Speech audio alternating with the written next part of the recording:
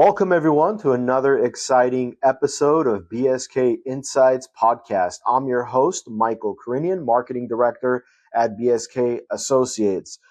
Today's conversation is about school district planning, redevelopment, or new construction projects in urban areas with historically disturbed or previously used land. So if you are a superintendent of schools, assistant superintendent of business services, director of facilities, school board members or trustees, construction project manager, or district architect, this podcast episode is for you.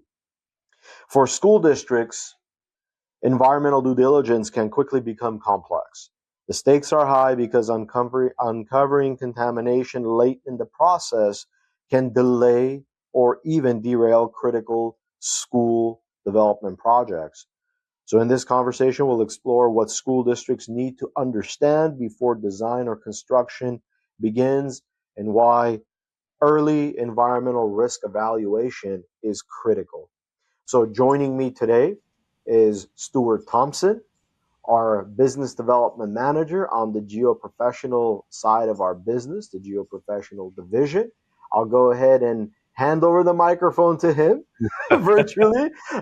Let him introduce himself, and we'll get straight to our questions and have this wonderful conversation. So, Stewart, welcome to the show. Thanks, Michael. Yeah, I'm really excited to kick off this business development series and really highlight what BSK has to offer and what we've offered clients in the past or currently offering. So, as you said, I'm the business development manager here at BSK Associates. So I assist our branches from Palm Springs through Bakersfield, Fresno, Sacramento, Livermore in the Bay Area. So pretty wide cast net through California. And I'm really, like I said at the beginning, I'm excited to share what we have to offer and hopefully spread some insights about BSK and also just specific projects to prospective clients. Wonderful, wonderful. Well, thank you, Stewart. I think we can just jump right in and begin with our first question, which is the more general question, and we can move into more specifics as we develop in this conversation here. So first things first, when a school district is planning redevelopment or new construction in an urban area with historically disturbed or previously used land, what environmental challenges should be top of mind early in that process? Yeah, absolutely. It's a great question to start with. So, when you're not just evaluating a site, when you go in for an environmental site assessment, you're evaluating its entire history, as well as the vicinity of the site. It's not just going to be that particular area. You could be looking at adjacent properties. You're looking at what the land was previously used for, right? It often brings on unknown environmental risks. Some of those risks or key concerns that you should be looking at is what the historical uses were. Is there contamination? Are there any types of buried hazards? And then the biggest risks, honestly, is what you don't know early. So environmental due diligence impacts your schedule, it impacts your budget and feasibility. So really, I think my biggest takeaway from that question would be early understanding is really just going to equal fewer surprises. So just the topic that we're talking about today, BSK has been working with a school district in the Bay Area for phase 1 and phase 2 assessments on a site that was previously a military facility. So I think this is going to be a really interesting topic for us to kind of dig into and show what you really need to be prepared for and understand what that service typically looks like as you travel from environmental to the beginning stages of your construction and design. Yeah, makes sense. So you mentioned previous military usage.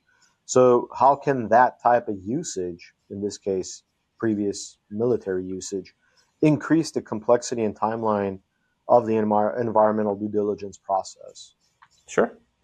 Yeah, I mean, in an industrial military site, for this example or this case, it was a military site, they're going to be under more scrutiny than, say, like a residential or other sites which require more documents to review.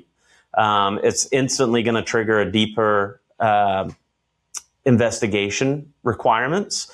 and it adds historical research or hazardous material risks. Not just to kind of be dramatic, but it's possible. As are there buried tanks? Is there not a tank as in a Sherman tank? I don't think they use those anymore, but I'm talking about like underground tanks or even unexploded ordnances. So it adds it requires DTSC coordination, which extends timelines and adds uncertainty, right? So it turns routine work into a specialized project when you're in this type of site. Yeah, absolutely. Well, I think that kind of naturally moves us into the next question, which is, obviously properties with prior military or industrial usage, they can trigger extensive historical record reviews. So why are those reviews such an important part of evaluating the environmental risk? Now, we touched a Yeah. little bit upon that, but what's like the specifics for folks to know about, and what should they consider? Yeah, I mean, like you said, we kind of touched on it a little bit already, but obviously the historical reviews reveal its past site use, which is really critical, right? Because then that identifies contamination risks. It guides your investigation. So that way you're not under investigating, but you're also not over investigating. This is all about indicators, so you don't go in blind. I mean, it's not going to be always an exact science. You're not going to get a document that says, you have this here or this here. It might lead to making an educated decision and basing your investigation off of what you see from those documents. So it really helps determine where and what to test. And then it really builds the foundation of an efficient environmental strategy. I think that's the biggest key thing here is like you want to be efficient with whatever it is that you're doing, right? Absolutely. Well, it's kind of gives me that impression where it's a pirate chest, gold chest hunt, basically. We're thinking about the military ordinances, right? I mean, it's kind of humorous, but also very serious. I mean, there are things that you have to look out for. So I think it's Yeah. important to have the right professional and the in-depth understanding, the subject matter expertise to be able to review all these different documents, understand what it is that we're facing, and be able then to provide the right recommendations and direction Yeah. going forward. And I think Yeah. that's awesome because with our next question, phase 2 investigations can become significantly more complicated when hazardous material or unexploded ordinances. Concerns are there and are present potentially, and what makes these investigations more challenging for school Mm. development projects. So think of it as the more complicated situation potentially, and what does that mean, and how does that impact or create extra challenges, basically. Sure. Yeah. And just to piggyback on what you were just saying previous to the question, Michael, Yeah. we have an amazing team here at BSK. We just have a great environmental group with the expertise that you just said you need to be able to efficiently do these investigations, which rolls right into this phase 2 investigation, right? So, in answer your questions, investigations become more technical and regulated when you get to the phase 2 investigation. Especially if there's hazardous materials or, unexploded ordnance, whatever you may find. So it requires specialized equipment and different safety protocols. It may expand your sampling scope too. And then I think the most important thing to note that, for any, wherever a school site is going to be placed and what's chosen, there's a zero tolerance for risk on school projects. I think we can all agree that when our children go to school, we want to make sure that they go into a site that's safe from hazardous materials or, And no grenades exploding, right? yeah, Basically. So we don't want unexploded that. grenades, sitting in there. All joking aside, there's a zero tolerance for risks on school projects. So, at that point, your project also becomes a risk managed operation. Now, I know that, we talked about previous military usage, but there's obviously industrial usage, and there's Yeah. chemicals, there's contaminants, there's things that can make the kids very sick. And it is a very serious concern. And this is why we have these protocols set in place, the evaluations done, the research done, the investigations done in order to uncover these. Hmm. so that it's done, number one, done properly, number two, to ensure that the kids aren't sick and they don't get sick. Last thing we want is to send our kids to a place where we expect to have education and study take place, and then the opposite happens with hearing about illness and other just very horrible things. And I'm very happy that BSK Associates is a subject matter expert, and I'm speaking in a singular sense because our entire team, as a team together, is one awesome unit that operates in a phenomenal way to be able to execute these. And I think that, Yeah. like you mentioned, it's not just knowledge of the field, it's also knowledge of the regulatory agencies. And that's why regulatory coordination with agencies like DTSC is identified as a major factor that Hmm. can slow decision making and create uncertainty around approval timelines.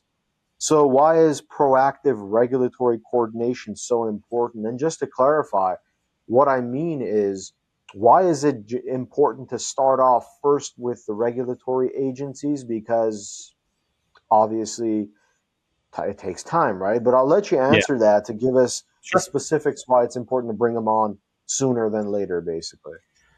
Yeah, I mean regulatory agencies. So the DTSC, like for this project, as I said, is involved.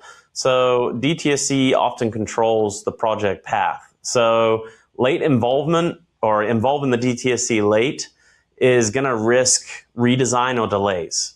No one wants a redesign that's costly. It takes time. The client doesn't want a project to run higher for costs and timelines, right? Because we're at the very beginning of the stage when you're doing these phase one and phase two assessments. So really early coordination and alignment of expectations is going to set you up for success. By doing that, it's going to build regulatory trust, and then it creates predictability. No one likes an unpredictable project, and that's what BSK strives for: is that efficient project or investigation, and nailing down the points that we discover as we go along. Regulatory agency involvement early on, so that way we can create a predictable and efficient investigation for our clients. And no one likes exploding grenades. And no one This likes is exploding grenades. Or yeah. I mean, obviously we're being a has little its tongue in time and cheek place, with but that, not here. but Well, I think you answered my next question, and that was just simply, I guess, more specifically, I would say is directed to school districts and how can early coordination help. But I think you did respond to that. But is there anything specific to school districts that we should consider? Anything specific from an early coordination process with regulatory agencies? No, I mean, I think I really kind of summarized it in my last answer, right? That it's an early agreement on your approach. The regulatory agencies, if they're involved early, then you're not waiting. You might have some waiting period, but you're not going to be waiting as if you come late to the party, and Right. they say no, you need to backtrack and redo XYZ, right? And that goes back to the point that I'm saying, that you might have redesign delays. I think it just provides clarity before design, and it Mhm. establishes that roadmap early. Wonderful. Well, I guess last word, what would you say to our clients, specifically the folks that I mentioned, like the superintendents of schools or assistant superintendent business services, or Sure. anyone that's a stakeholder in this process? What would you say to them? Your final word. Yeah, I mean, I think with any project, and to this specific group of people, right? And if someone's in this season of their professional lives where they're looking at a new site for a new school, that you need to have a clear understanding of the risks, the mitigation, and the timeline. And BSK can help you with all those things. We avoid designing on assumptions. We give stakeholders clarity, and we reduce the unknowns. We have a great team, of skilled team. And what's great about BSK Associates is, just a plug about our other services, is that, with BSK Associates, you can go from your environmental, so from a phase one to a phase two, remediate whatever needs to be remediated. And then we also offer our geotechnical engineering, so we can be there for the soils investigation to help with the design. And then we also have our construction services group that can see you through construction with your special inspections and materials testing with our DSA certified labs. So really, we can be a one-stop shop for not all the service, but a lot of the services that are needed to go from assessing your site all the way through to having a building standing up ready for our kids to attend to. So if you have any questions, if you have any needs, if you want to learn more about BSK Associates, I think my Calendly will be attached in within this video. So I urge you, please reach out to myself or anyone here at BSK Associates, and we'll be happy to kind of meet and give you a little bit more of an in-depth rundown of what we're truly able to do. And hopefully today's example shed some light for some people. Absolutely. Well, you said it very well. And so if anyone's considering connecting with us because they are, if they're considering school district planning, redevelopment, or new construction projects in urban areas with historically disturbed or previously used land, feel free to reach out to us. We'll have Stewart's contact information at the end of this podcast episode. And you'll get an opportunity to connect with him and to get that very early conversation, have that necessary consultative discussion first so that you can weigh all your options and understand what it entails and allow a company like BSK Associates with 60 years of experience. By the way, we're celebrating our 60th anniversary this year. It goes to show that the longevity and the presence in the markets we are in the areas we help support, is a testament to our ability and our strength as a company that can get the job done and provides that expert level support that you would expect and will receive. So we have a saying here. We have the BSK sauce, or the secret sauce. Stewart knows more about that. But I think if you give him a call or connect with him on Calendly and get that meeting appointment scheduled, I think you'll hear about that secret sauce. So with that said, we want to thank everyone for joining us today. We hope that this episode has helped you better understand the topic we discussed, and we hope to hear from you soon. Well, thank you so much, everyone, and thank you, Stewart, for joining me on this episode. Yeah, thanks so much, Michael. Look forward to the next one. All right, take care, everyone. Thank you so much. Bye. Bye, everyone.